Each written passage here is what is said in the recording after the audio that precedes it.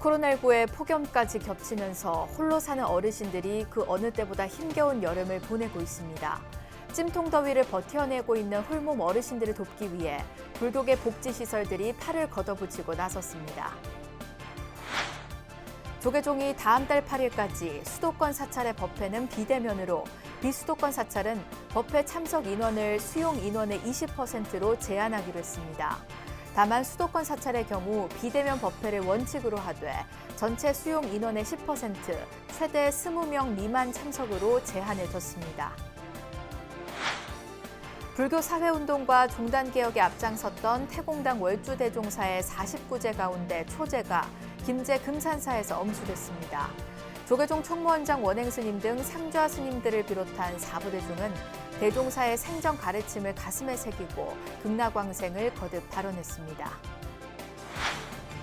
태공당 월주대종사는 조계종 총무원장을 2차례 역임하면서 종단개혁과 발전에 많은 역할을 했습니다.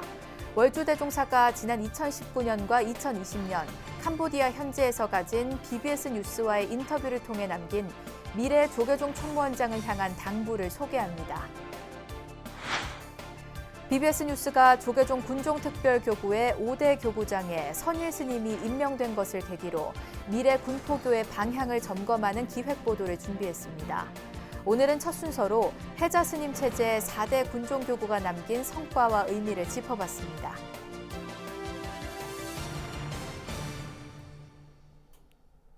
여러분 안녕하십니까? 7월 29일 목요일 BBS 뉴스입니다.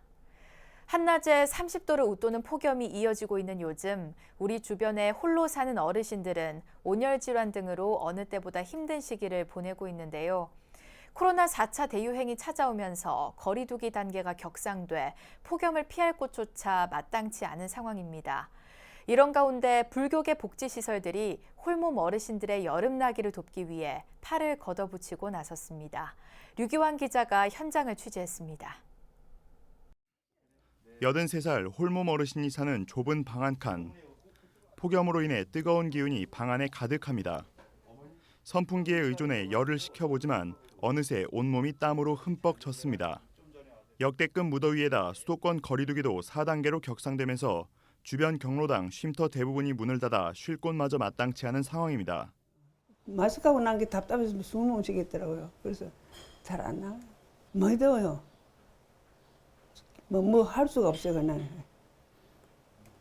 텔레비 틀어놓고 앉아 있는 거죠. 특히 거동이 불편한 홀몸 어르신들은 요즘 같은 더위를 어떻게 버텨야 할지 막막하기만 합니다. 최근 폭염이 시작된 뒤로는 외출할 엄두조차 내지 못하고 있습니다. 지역 복지시설에서 직접 배달해주는 반찬에 의존해 겨우 끼니를 해결하는 게 하루 일과의 전부입니다. 잘 잡수시고 건강하세요. 네, 고맙습니다. 감사합니다. 맛있게 드시고 건강하세요.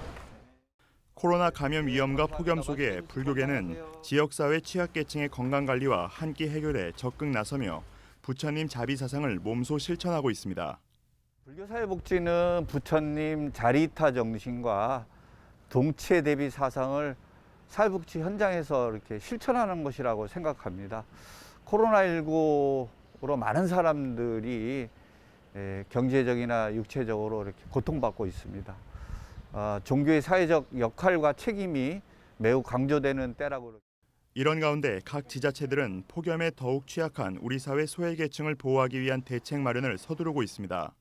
서울시는 폭염 종합지원 상황실을 운영하며 지역 어르신 3만 3천여 명의 안전을 지속적으로 확인하고 방역 수칙을 지키는 가운데 어르신 무더위 쉼터를 제한적으로 운영하기로 했습니다. 취약 어르신 33,375명에 대해서 폭염특보 시 어르신에게 격일로 안부 전화로 건강 상태를 확인하고요. IoT 기기도 이제 설치를 확대해서 실내 온도가 35도 이상인 경우에 어르신들의 움직임 등에 대한 안전 확인을 할 예정입니다. 코로나 4차 대유행의 악재 속에 역대급 폭염까지 겹친 올해 여름, 온열 질환에 취약한 소외계층의 여름나기를 돕기 위해 더 세심한 관심과 지원이 필요해 보입니다. 의정부 시니어클럽에서 BBS 뉴스 류기환입니다. 조계종이 수도권의 거리두기 4단계 연장과 비수도권 3단계 격상에 따라 오는 8월 8일까지 수도권 사찰의 법회는 비대면으로, 비수도권 사찰은 법회 참석 인원을 수용 인원의 20%로 제한하기로 했습니다. 조계종 총무원은 사회적 거리두기 단계 상향에 따른 사찰 방역 수칙을 이같이 정하고, 다만 수도권 사찰의 경우 비대면 법회를 원칙으로 하되 전체 수용 인원의 10%, 최대 20명 미만 참석으로 제한을 뒀습니다. 조계종 총무원은 또 8월 8일까지 사찰의 공양은 상주 대중만 운영하고 신도의 외부인에 대한 대중공양과 공용 음수대, 공용 물품 운영은 중단하도록 했습니다. 이와 함께 실내 공간은 1일 3회 이상 환기를 시행하고 사찰 상주 대중에 대한 개인 위생을 강화하는 등의 조치를 철저히 지켜줄 것을 당부했습니다. 현대 한국불교의 산증인으로 불교 사회운동과 종단개혁에 앞장섰던 태공당 월주 대종사의 49제 가운데 초제가 김제 금산사에서 엄수됐습니다. 조계종 총무원장 원행스님 등 상좌 스님들과 신도 등 사부대중은 대종사의 생전 가르침을 가슴 깊이 새기고 극락왕생을 거듭 발언했습니다. 광주 BBS 정종신 기자입니다.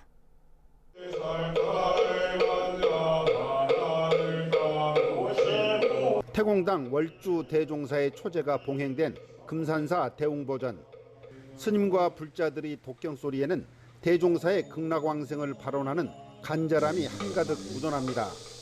우리 사회 전반에 화합과 나눔의 큰 가르침을 남기고 떠난 대종사의 초제가 어제 김제 금산사 대웅보전에서 봉행됐습니다. 초제는 조계종 제17교구본사 금산사 본말사 스님과 불자 등 30여 명이 참석한 가운데 진행됐습니다.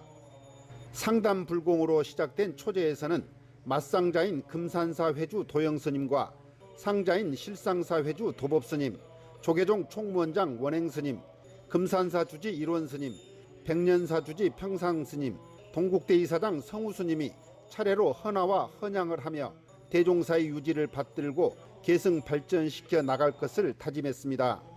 특히 이번 초제에는 평소 불심이 남다른 것으로 알려진 송화진 전북지사의 부인 오경은 보살이 참석해 눈길을 끌었습니다. 기도하는 동안에 평상시에 우리 근스님께서 항상 자비로운 표정으로 좋은 말씀 해주시고 가르침 주신 그런 모습을 내내 이렇게 생각했습니다. 늘상 이렇게 감사드리면서 우리 스님의 가르침에 따라서 열심히 성실하게 살도록 노력하겠습니다. 태공당 월주 대종사의 49제는 초제에 이어 2제부터는 완주 송광사, 남원 실상사, 군산 은적사, 서울 조계사, 서울 영화사에서 차례로 열리며 마지막 7제는 금산사에서 봉행됩니다. 현대 한국불교사의 산증인 태공당 월주 대종사는 호련히 우리 곁을 떠났지만 세간과 출세간을 넘나들며 생전에 남긴 깊이 있는 가르침은 후학들의 가슴 속에 영원히 살아 숨쉬고 있습니다. 금산사에서 BBS 뉴스 정종신입니다. 어제 초제를 마친 태공당 월주 대종사는 두 차례나 조계종 총무원장을 역임하면서 종단 개혁과 발전에 많은 역할을 했는데요.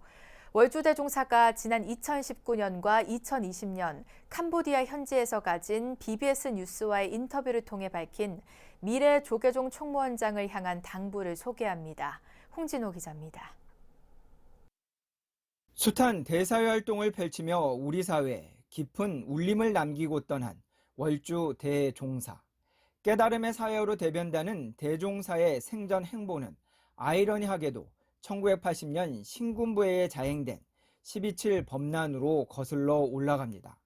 5.18 민주화 운동을 지지하다 당시 권력의 탄압 속에 총무원장에서 물러나 세계로 떠난 만행은 우리 사회 종교의 역할을 성찰하는 기회가 됐습니다. 46세 원장했다가 신군부에 탄압받고 그만두고 난 후에 내가 2년 후에 아까 구미를 다 돌아다닌 거야. 나 횟수로는 5년이요. 그래갖고 일본을 거쳐가지고 저 스리랑카 인도 전부 돌아다니는데 보니까 전부 자기 수행만 하는 것이 아니라 생전 월주대종사는 전 총무원장 자승스님의 상월 결사와 상자인 현 총무원장 원행스님의 100만 원력 결집불사를 적극 지지했습니다. 캄보디아 현지에서 전현직 총무원장을 향한 조언을 묻자 수행과 계율을 우선 강조했습니다. 이어 개혁과 개선은 맑은 물이 흐르듯 지속돼야 하며 안살림도 중요하지만 바깥살림, 대사회적 활동을 더욱 확대해야 한다고 당부했습니다. 안살림만 할 거 아니라 바깥살림을 계속해야 돼요. 예, 그것이 아까 포교 사업이고 복지 사업이고 장애인 복지고 뭐 재활센터를 만드는 것이고 뭐 노인 복지를 만들고 아동 복지를 만드는 거라요. 예? 그렇게 너는 특정에만 한 거 아니라 원장을 하신 분이나 원장을 하다 그만둔 분이나 원장 안 했더라도 그런 방향으로 눈을 돌리는 지도자가 많이 나오기를 바랍니다. 하늘과 땅은 나와 더불어 한 뿌리요 만물은 나와 더불어 한 몸이라는 대종사의 생전 가르침은 미래 조계종 총무원장에게도 여전히 유효해 보입니다. 서울 마포에서 BBS 뉴스 홍진호입니다.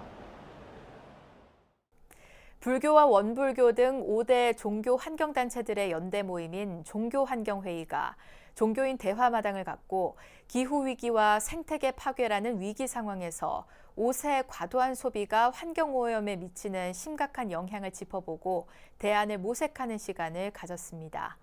불교 환경연대 등 5대 종교 환경단체 관계자들은 온라인으로 진행된 대화마당에서 무소유와 소욕지족의 철학으로 과소비로 인한 폐해를 극복해야 한다고 강조했습니다. 법정스님 숨결의 저자 변택주 작가는 법정스님의 무소유 삶을 소개하면서 나다움을 드러내고 마음에 드는 옷을 아끼고 물려 입는 것은 물론 고쳐 입는 습관을 가져야 한다고 주문했습니다. 필요에 따라 가졌던 것이 도리어 우리를 부자유하게 얽매인다고 볼 때 주객이 전도돼서 우리는 가짐을 당하게 된다.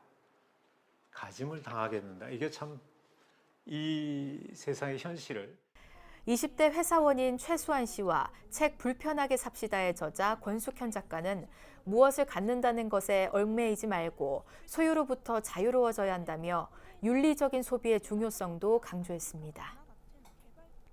포교의 황금어장 군불교를 이끌 조계종 군종특별교구의 5대 교구장에 부교구장 출신의 선일 스님이 최근 임명됐습니다.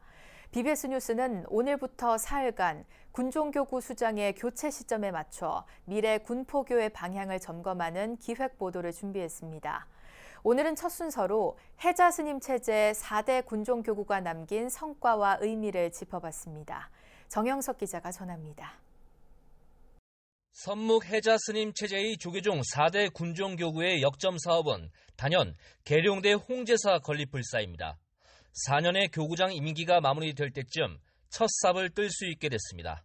내년 홍제사가 완공되면 논산 육군훈련소 호국연무사와 함께 군 포교를 이끌 쌍두마차 체제를 구축할 것으로 전망됩니다. 육해공군 3군 본부 영해 법당인 호국 홍제사 불사가 첫 삽을 떠서 지금 공사가 여법하게 진행되고 있음도 보람이라면 보람입니다.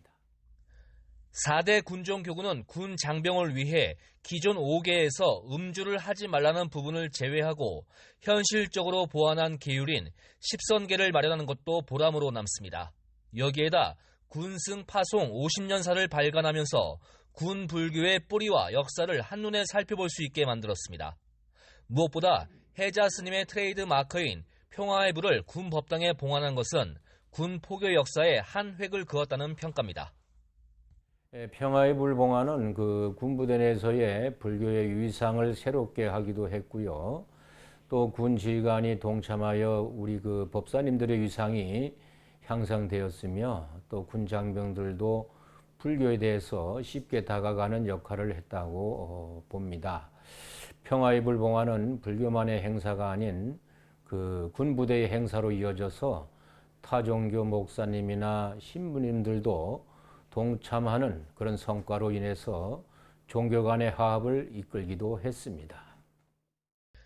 최근 4대 군종교구장 임기를 마무리한 해자 스님은 계룡대 홍제사 불사보다 더욱 중요한 일이 있다고 말합니다.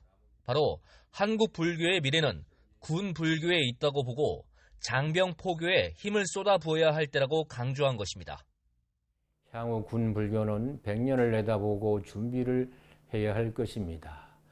계룡대 호고 홍제사 불사도 중요하지만 미래를 위한 새로운 포교 방법을 모색해야 할 것입니다. 종교 인구수 감소, 코로나19 등으로 청년들의 종교 활동이 크게 위축된 지금 군종교구 수장의 교체 시점과 맞물려 군 포교가 어떻게 달라져야 하는지를 깊이 고심할 때입니다. BBS 뉴스 정유석입니다. 선명서화 대중화를 이끄는 부산 을파소 관음사 주지 운곡 스님이 최근 전시회를 통해 얻은 수익금을 해운대구청에 전달했습니다. 운곡 스님은 해운대구청을 방문해 홍순원 구청장에게 관내 독거노인과 소년소녀 가장들을 위해 써달라며 전시회 수익금 전액을 전달했습니다. 운곡 스님은 코로나가 더 확산돼 모두가 힘든 시기를 겪고 있다며 특히 형편이 어려울수록 더욱 힘든 상황에 직면할 수밖에 없는 만큼 조금이나마 도움이 되길 바란다고 말했습니다. 부산 지역을 순회하며 전시회를 열고 있는 운곡 스님은 전시회를 찾는 관람객들에게 현장에서 선명서화를 직접 제작해 나눠주기도 했습니다. 사회복지법인 해원이 주최하는 제24회 해원 100일장 시상식이 부산 해원정사에서 열렸습니다.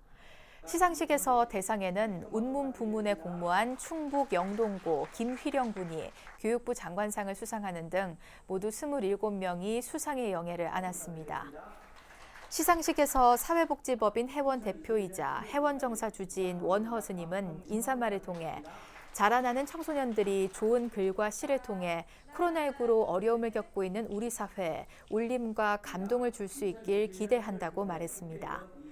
한편 올해로 24회째를 맞은 해원 100일장은 운문과 산문 부문에서 전국 초중고생을 대상으로 지난 6월 14일부터 7월 16일까지 접수를 받았으며 엄격한 심사를 거쳐 수상자를 선정했습니다. 이어서 꼭 짚어봐야 할 공감 뉴스들을 모아봤습니다. 오늘의 알찬 뉴스입니다. 문화체육관광부가 한국공예디자인문화진흥원과 함께 2021 한복 홍보대사로 가수 겸 배우 전효성을 위촉했다고 밝혔습니다. 전효성 씨는 지난 3일절에는 한복의 아름다움을 알리기 위해 뉴욕 타임스퀘어 광고에 출연하고 문체부가 수여하는 2021 봄 한복사랑 감사장을 받았습니다. 정부는 여성의 경제활동과 고용을 촉진하기 위해 디지털 등 유망직종 직업교육을 강화하고 돌봄, 육아 부담을 완화하는 정책을 추진하기로 했습니다. 여성가족부는 범정부 제3기 인구정책 TF 여성고용 가족정책반 과제를 발표하고 정보기술과 디자인, 콘텐츠 분야 등의 여성 직업교육훈련 지원 대상을 올해 2,600명에서 내년에 2,800명으로 늘리기로 했습니다. 산업통상자원부는 글로벌 통상 이슈를 토크쇼 형식으로 알기 쉽게 풀어주는 콘텐츠 통상이수다를 유튜브 채널 통상TV에서 처음 선보였습니다. 첫 영상에선 유명희 통상교섭본부장과 강호성 CJ E&M 대표가 출연해 디지털 통상의 의미, 주요국 동향과 디지털 통상 규범 논의 현황, 우리나라 통상 정책 등에 대해 토크쇼 방식으로 풀어나갔습니다. 코로나19에다 폭염까지 겹치면서 홀로 사는 어르신들이나 거동이 불편한 시민 등 돌봄이 필요한 이들의 고통이 가중되고 있습니다. 코로나19 방역과 복지의 사각지대에 놓인 이들에 대한 따뜻한 관심과 지원, 나아가 사회적 약자들의 목소리에 귀를 기울이는 노력이 그 어느 때보다 절실한 시점입니다. 이상으로 7월 29일 목요일 BBS 뉴스를 마칩니다. 여러분 고맙습니다.